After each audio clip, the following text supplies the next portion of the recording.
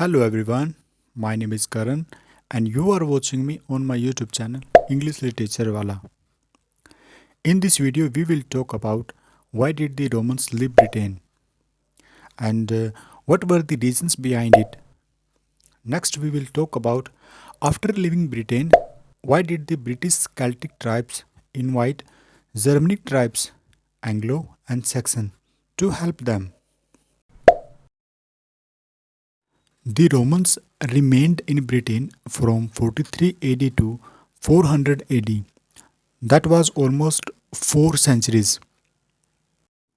अब Romans empire कोई छोटा मोटा एम्पायर नहीं था।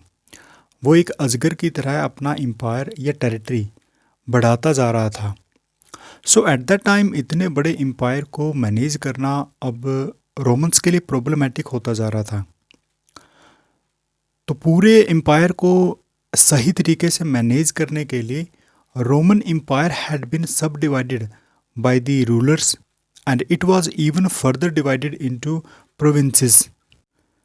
There was pressure surrounding them from the small tribal groups outside of the Roman territory, and it created a major issue of focus for the Romans क्योंकि वो focus नहीं कर पा रहे थे कि किस ट्राइब को किस साइड से वो डिफेंड करे, क्योंकि छोटे छोटे ग्रुप्स ने लार्ज बारबेरियंस ग्रुप बनाना स्टार्ट कर दिया था to work against the Roman Empire. The Roman legions began to withdraw from Britain in 383 AD to defend their homeland area in Italy, which was being attacked by the Germanic Gauls and Vandals tribes. The lack of unity of Rome caused problems when trying to focus on the barbarians in Britain. अब दूसरों की आग तो कोई तब बुझाएगा जब खुद का घर सही हो। तो सेम यहाँ भी ऐसा ही था।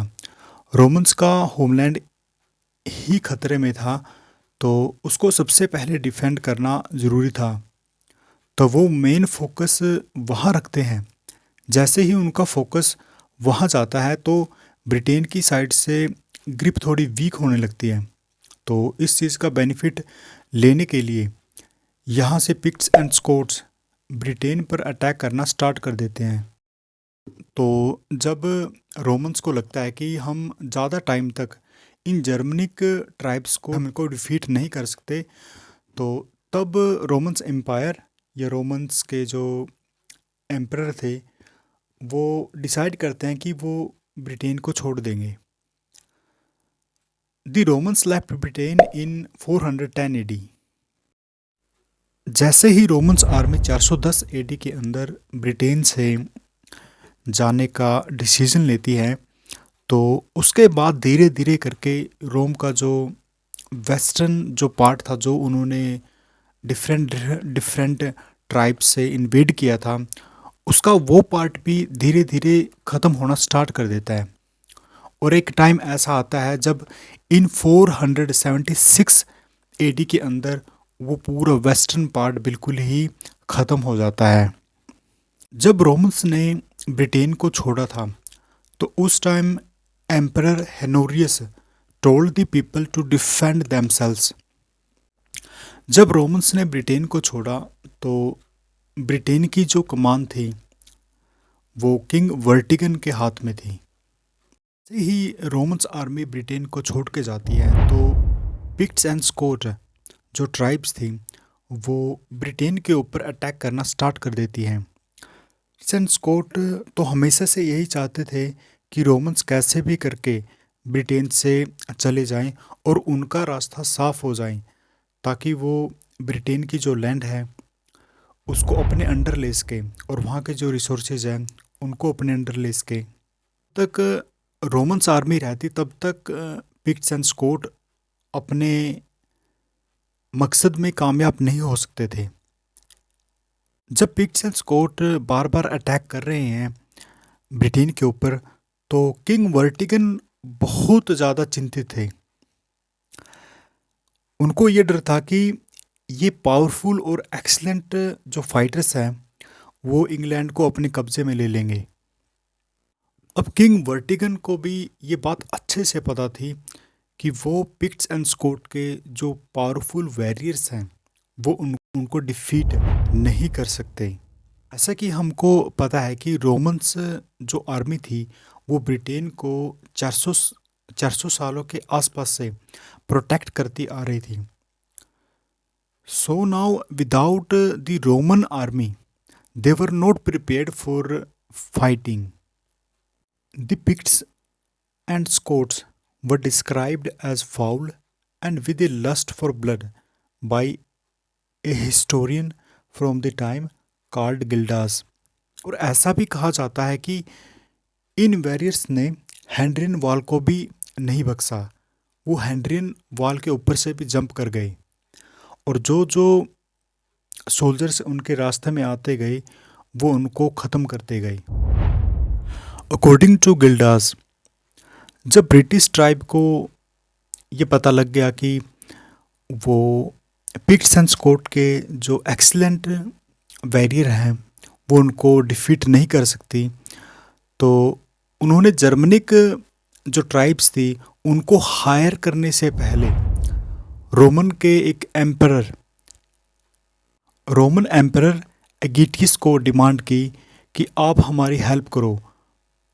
लेकिन But the Romans did not help the Britons to deal with the raids from the Picts and Scots।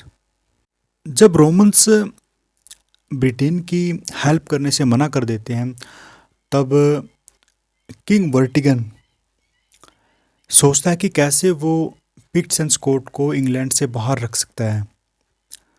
अब वो डिसाइड करता है कि वो जर्मनिक जो ट्राइब्स हैं उनको इनवाइट करेगा टू हैंडल दिस सिचुएशन।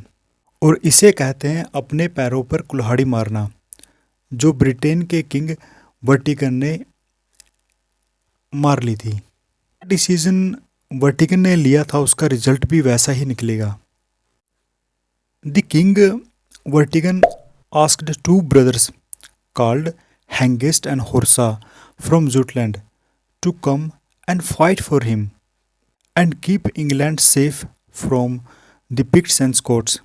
तो शुरू में दोनों भाई बहुत ही खुशी खुशी से उनकी हेल्प करते हैं और बहुत अच्छे से फाइट करके पिक्ट्स एंड स्कॉट को वो इंग्लैंड से बाहर कर लेते हैं। अब किंग वर्टिगन को ये लगा था कि ये दोनों भाई हैं और जिनसे भी वर्टिगन ने हेल्प की डिमांड की थी वो हेल्प करके वापस चले जाएंगे। लेकिन यहाँ पर उसकी बात बिल्कुल ही अपोजिट हुई। तो दोनों भाइयों ने यहाँ जो कुछ भी देखा इंग्लैंड के अंदर वो उससे फैसिनेट हो गए और उन्होंने डिसाइड किया कि वो अब यहीं रहेंगे और उनको कुछ ज़मीन भी चाहिए इस चीज़ के लिए, क्योंकि हैंकेस्ट और होर्सा को ये बात बहुत अच्छे से पता चल गई कि इंग्लैंड की जो ट्राइब है वो बहुत ज़्यादा पावरफुल नहीं है और वो उनको इजीली इन्वेड कर सकते हैं। जब एंग्लो सैक्सन वर्टिगन से ज़मीन की डिमांड करते हैं ब्रिटेन के अंदर रहने के लिए, तो वर्टिगन और वहाँ की जो काउंसिल थी वो एग्री कर लेती है कि अगर एंग्लो सैक्सन वहाँ पे उनकी सर्विसेज वगैरह अगर कंटिन्यू देते हैं तो वो उनको साउथ ईस्ट की कंट्री के अंदर वहाँ पे उनको एक ज़मीन का हिस्सा दे देंगे। They would also be given supplies of food and other necessities in return. The mercenaries brought over more of their countryman with them.